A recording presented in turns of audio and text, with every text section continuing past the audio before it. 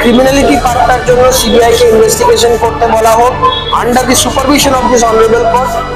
আর এই পশ্চিমবঙ্গ ফার্মাসিউটিক্যালস এর সাথে বহু বোগাস কোম্পানির লিঙ্ক আছে এবং সেখানে শাসক দলের বহু কেষ্টমিষ্টরাও তাদের সাথে জড়িত বলে আমরা বিভিন্ন সূত্র মারফত জানতে পেরেছি। আমি মূলত এই মামলায় মামলাকারী, আমি এবং আরেকজন ডাক্তারবাবু ডক্টর বিশ্বপতি মুখার্জি, উনি এমডি গাইনি অ্যান্ড অপস, আমরা দুজনে মিলে হাইকোর্টের দ্বারস্থ হয়েছি by way of public interest litigation.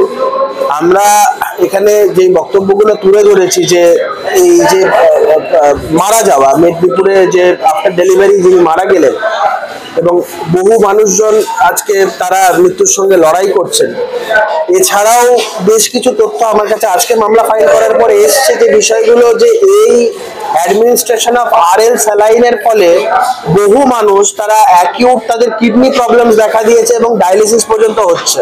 এই ঘটনাটা আজ নয়, বহুদিন ধরে হচ্ছে। তো আমরা হাইকোর্টের দ্বারস্থ হয়েছি যে in fact West Bengal government ban করে দেওয়ার পরেও তারপরে তাদের সরকারি হাসপাতালে কি করে এই ধরনের জিনিস ইউজ হচ্ছে, স্পুরিয়াস এরকম স্যালাইন, এই ধরনের মানুষের জীবন যেখানে হানি ঘটতে পারে। আমরা যেটা চেয়েছি কোর্টের কাছে যে ক্রিমিনালিটি পার্টটার জন্য সিবিআই কে ইনভেস্টিগেশন করতে বলা হোক under the supervision of this honourable court.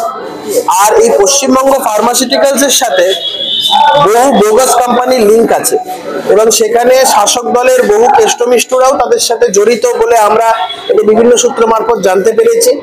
রাজ্যের বিরোধী দলের নেতার এক্স হ্যান্ডেলের একটা টুইট থেকে সেখান থেকে বহু এক্সট্রাক্ট আমরা পেয়েছি, সেখান থেকে অনেক তথ্য আমরা কোর্টের কাছে সেই এক্সট্রাক্ট গুলো আমরা তুলে ধরেছি। যে কথাগুলো উনি লিখেছেন সেখানে কিছু হোয়াটসঅ্যাপ চ্যাটের উনি স্ক্রিনশট দিয়েছেন, সেটাও আমরা পিটিশনে অ্যাপয়েন্ট করেছি এবং সেগুলোকেও রিলাই করেছি।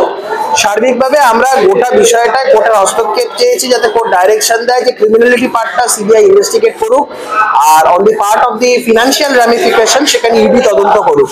এই দুটো বিষয় নিয়ে কোর্টের দ্বারস্থ হওয়া, কোর্টের কাছে আমরা লিভ চেয়েছিলাম জরুরি ভিত্তিতে শুনানির জন্য। কোর্ট বৃহস্পতিবারের দিন ধার্য করেছেন, লিভ মঞ্জুর করেছেন এবং বৃহস্পতিবার দিন মামলাটি শুনানির কথা বলেছেন। আদালতের যে পর্যবেক্ষণ ছিল এই মামলাটি নিয়ে হয়তো রাজ্য করছে। দেখুন, রাজ্য পদক্ষেপ করছে কি করছে না সেটা তো মামলা যখন চলবে সেই সময় বুঝতে পারবেন, বা রাজ্য সরকারের তরফ থেকে কি কি গাফিলতি আছে বা তাদের কি কি পদক্ষেপ আছে যার ফলে আজকে এই ঘটনাগুলো ঘটলো, সেগুলো যখন মামলা হবে সেগুলো আপনারা দেখতে পাবেন।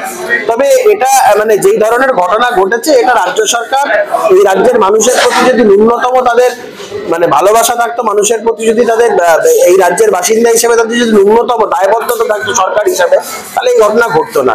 এটা মানে জেনে বুঝে এই ঘটনাগুলোকে ঘটানো এবং এই মানুষগুলোর আজকে যে প্রাণহানি হলো সম্পূর্ণভাবে সরকারের মানে পদক্ষেপের জন্য, ভুল পদক্ষেপের জন্য, বা হচ্ছে কি কোনো ম্যালাফিড ইন্টেনশন, সেটা তো মামলা যখন চলবে তখনই আমরা বলবো কি কারণ আছে না আছে। এবং আমি আবারও বলছি এই পশ্চিমবঙ্গ ফার্মাসিউটিক্যালস এর সাথে অনেক লিঙ্কড বোগাস কোম্পানিজ আছে, সেইগুলো ইডি তদন্ত হলে বেরোবে যে ওর সাথে কারা কারা জড়িত, কি তাদের লিঙ্ক আছে শাসক দলের বিভিন্ন প্রভাবশালী ব্যক্তিদের সাথে, কাদের কি লিঙ্ক আছে, এই সমস্ত লিঙ্কগুলো বেরোবে।